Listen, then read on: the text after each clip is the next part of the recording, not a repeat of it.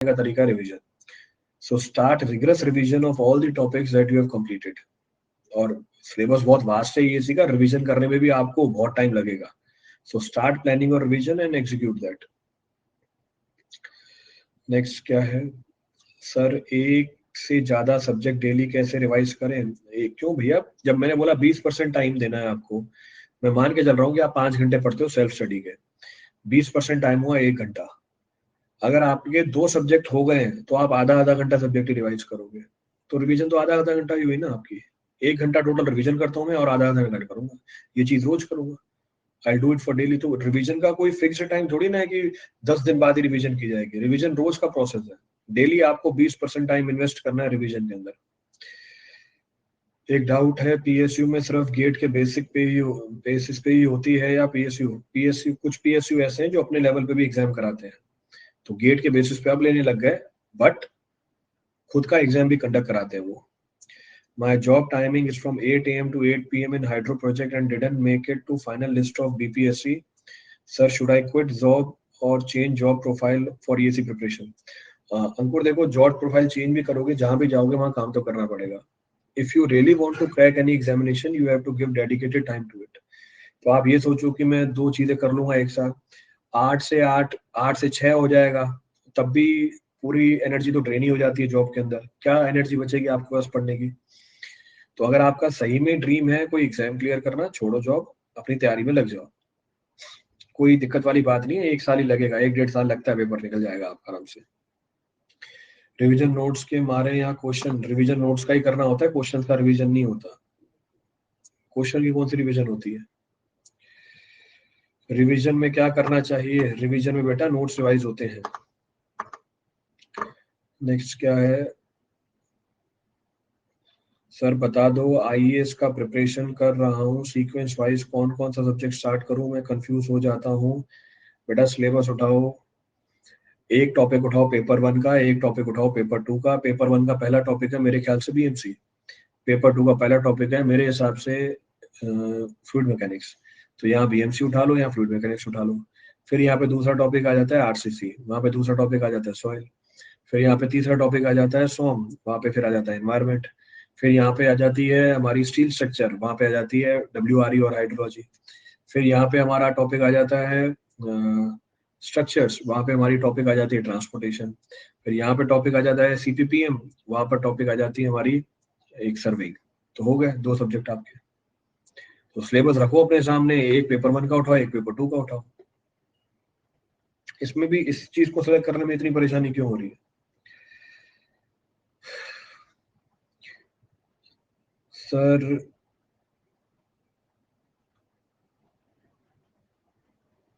क्या है 245 ESC?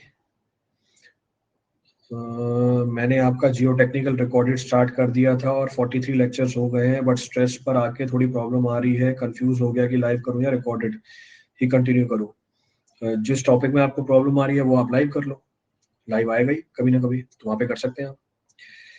Sir, I had great start to preparation, but after COVID, I totally got off the track. Now I have a non-core placement offers. Should I join them? बेटा non core में फिर frustrate हो जाओगे आगे, जरूरत नहीं है। Core की तैयारी करो, कोर ही 4 साल आपने कोर पढ़ा है, कोर की तैयारी पे जाओ।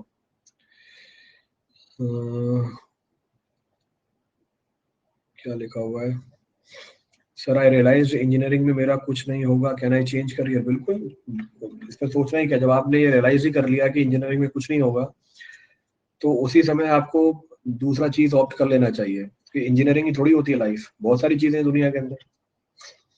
बल्कि अच्छी बात है, छोड़ो इंजीनियरिंग, कुछ और करो, उसमें क्या दिक्कत है। स्टील सब्जेक्ट बहुत हार्ड हो जाता है, प्लीज बताओ कैसे करें? बेटा पढ़ने का तरीका चेंज करो, और क्या करोगे?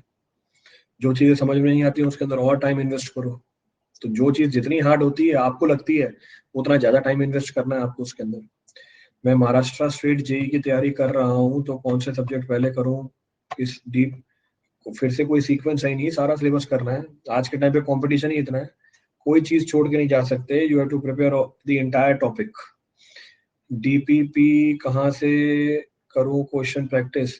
आपकी ऐप का सेक्शन खोलो, टेस्ट सीरीज सेक्शन, वहाँ पे प्रैक्टिस प्रॉब्लम अवेलेबल है।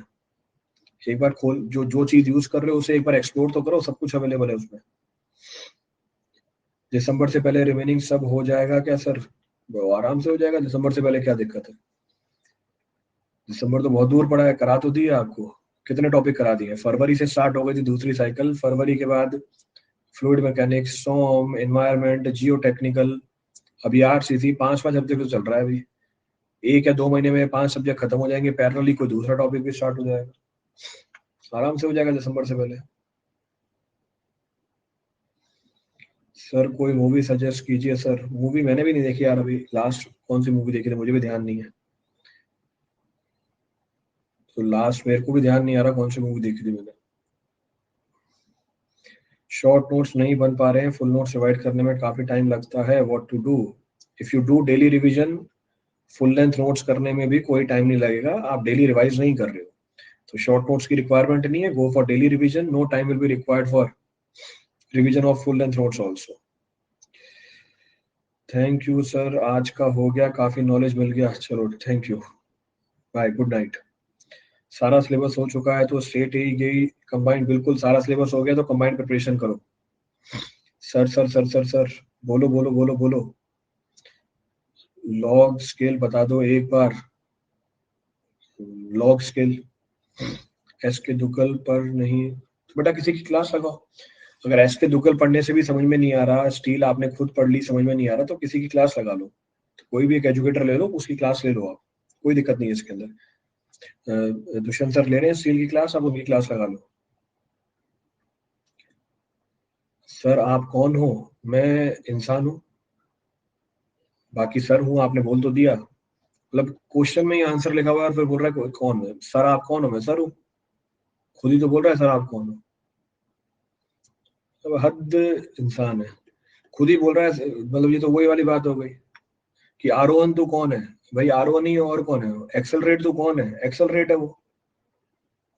गेट तेरा एग्जाम कब होगा? ये तो वही बात है भैया। तो बोले सर आप कौन हो? सर हूं मैं।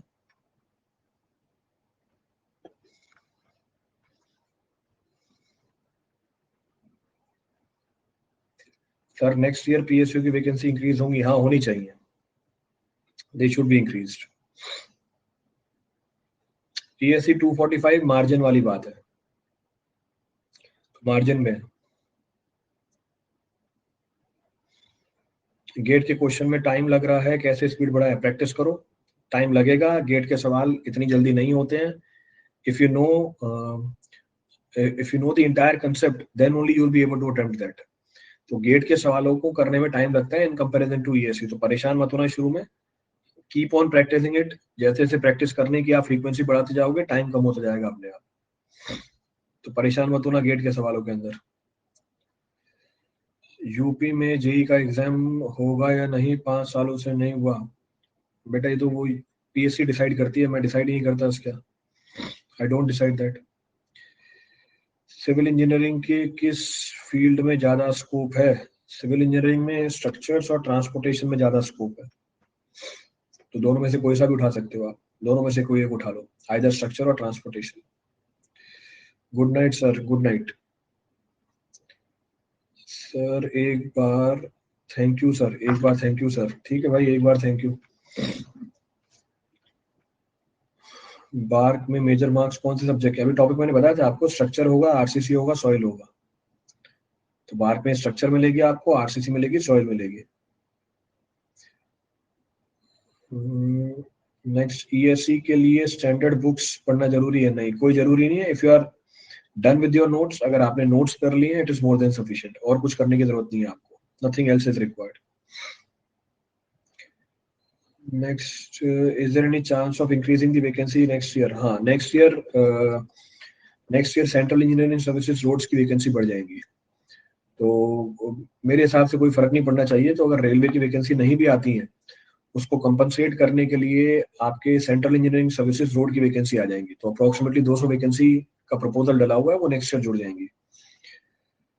ओनली यूट्यूब और स्पेशल क्लास से काम चल जाएगा, और टेस्ट सीरीज भी कर लें तो ऑल इंडिया रैंक 100 आ जा सकती है? भाई खुद पढ़ने से आ सकता है, जब कोई इंसान खुद पढ़ने से सिलेक्शन ले सकता है और उसके बाद अगर वो स्पेशल क्लास भी लगा रहा है, यूट्यूब क्लास भी लगा रहा है, टेस्ट सीरीज भी लगा रहा है, तो ऑब्वियसली सिलेक्शन के चांसेस बढ़ जाएंगे। The chances of selection will further increase. तो आप खुद पढ़ोगे तब भी हो जाएगा, कुछ मत करो, खुद पढ़ो तब भी सिलेक्शन हो सकती है। सर प्लीज मेरा भी डाउट ले लीजिए, काफी टेंशन हो गई है सर। SSC JE 19 and 20